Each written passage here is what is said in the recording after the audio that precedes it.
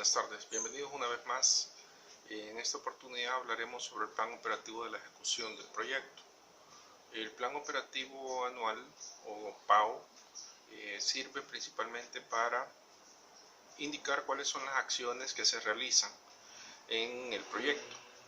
Esto pasa también por establecer cuáles son los plazos, el presupuesto que se requiere, la determinación de quiénes son los responsables de cada una de las tareas o actividades y obviamente el seguimiento y la evaluación. El plan operativo anual se desprende, como lo veremos un poco más adelante, del plan estratégico, de tal manera que para que nos ubiquemos, la estructura del plan anual operativo dispone de un objetivo general, de objetivos específicos, se establecen metas y actividades a desarrollar, una serie de estrategias de trabajo para cada una de las actividades o tareas, se establecen los plazos y la ejecución de estos, así como las responsabilidades sobre quien recaen. Es importante también señalar que el POA tiene diferentes pasos. Podemos distinguir tres.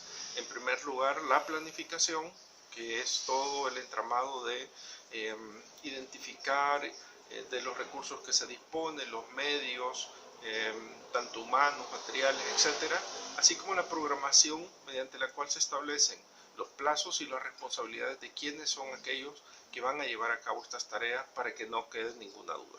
Y en tercer lugar, el seguimiento y evaluación, que debe de hacerse y debe concebirse a lo largo de toda la ejecución del proyecto, de tal manera que debemos de establecer una planeación y una programación de los momentos en los que se establecerá el monitoreo, el seguimiento y las correspondientes valoraciones o evaluación sobre el proyecto.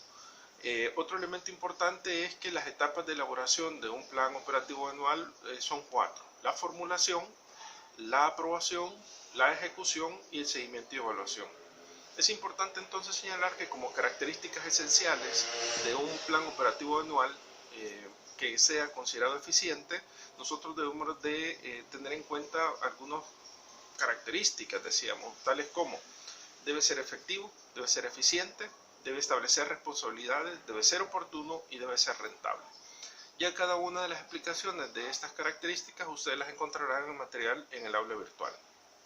Importante entonces señalar que como segundo aspecto a destacar en esta ocasión encontramos el diagrama de Gantt, que es una herramienta que nos permite modelar la planificación de las tareas para la realización del proyecto, de tal manera que de una manera gráfica nos permite representar quiénes son los responsables y los plazos para cada una de las tareas.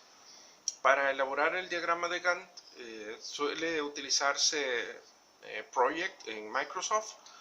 Sin embargo, existen una diversidad de herramientas, quizás la más popular y la más utilizada es esta. También puede hacerse de manera manual a través de Microsoft Excel, aunque esto implica conocimiento de fórmulas que nosotros debemos de alimentar para que la gráfica represente cada una de las tareas en los tiempos y con sus responsables. Se recomienda que al utilizar el diagrama de Gantt las tareas como mínimo sean 5 y que no superen las 20. Además que deben de ser presentadas en versión impresa, que no supere, digamos, las 20 tareas y en un formato de papel A4. Algunas de las ventajas que tiene utilizar el diagrama de Gantt es que es de bajo costo, es sencillo o fácil de comprender porque visualmente podemos dar una ojeada de todo lo que el proyecto implica, y además es fácil de que se establezcan algunas modificaciones o ajustes si es necesario porque una tarea se adelantó o se atrasó. Lo ideal es que esto no suceda, pero puede darse el caso. Las desventajas se presentan principalmente cuando los proyectos son complejos y disponen de una serie de tareas o de actividades que superan el número de 20. De tal manera que el establecimiento de las relaciones entre cada una de las actividades puede verse afectada, y esto también, la actualización constante puede ser un problema. Hay que señalar que las tareas o las actividades de un proyecto en la etapa de ejecución pueden ser secuenciales, de tal manera que al terminar la tarea 1, iniciamos la tarea 2. y finalizada la 2, iniciamos las 3 y así sucesivamente. Esto no sería mucho problema. Sin embargo, algunas otras tareas o actividades en los proyectos se encuentran traslapadas, es decir, inician antes de que las anteriores hayan finalizado. Y como ustedes comprenderán, el recurso humano, el recurso material y los recursos en general son limitados, de tal manera que si están empleados en una actividad tendremos que establecer una relación que nos permita aprovechar los mismos recursos para diferentes tareas. Sin embargo, también debemos de tener en cuenta que no podemos asignar múltiples tareas por ejemplo, a un recurso humano en la misma hora. En fin, es importante entonces señalar que el diagrama de Gantt es muy ventajoso, pero podría presentar algunas desventajas en proyectos altamente complejos. Y finalmente es hablar en tercer lugar sobre las relaciones entre los planes estratégicos y el plan operativo anual. Las diferencias entre ambos se da principalmente a nivel temporal, es decir, los planes estratégicos normalmente tienen una periodicidad de 5, 10 o más años. Eso dependerá de la planeación, del tipo de planeación a nivel público en el gobierno o en las empresas según la visión y las misiones que tienen establecidas. En segundo lugar, el alcance, es decir, hasta dónde se pretende llegar con esta planeación estratégica. Y en tercer lugar, el grado de detalle, es decir, que en este punto los planes estratégicos son muy generales.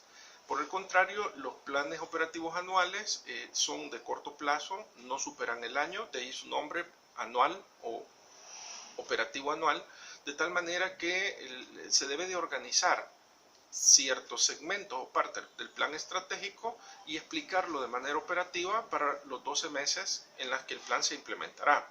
El alcance suele estar orientado a aspectos particulares o específicos y pueden exclusivamente estar orientados al cumplimiento de un solo objetivo estratégico. Por otra parte, el grado de detalle es muy preciso, es muy detallado.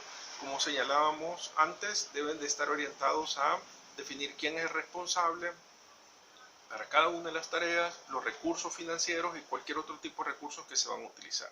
De tal manera que es importante señalar que la relación entre los planes operativos y los estratégicos es clave porque permite a las organizaciones y a la dirección de proyectos poder saber cuál es la hoja de ruta a través del plan estratégico y el operativo, cuáles son las acciones concretas que se deben de realizar para que esa misión y esa visión se puedan cumplir. Hasta aquí entonces este video y les deseo la mejor de la suerte, recordándole que hay una prueba virtual este fin de semana que es un 3% del periodo tal como se ha explicado en las indicaciones correspondientes. Buenas tardes.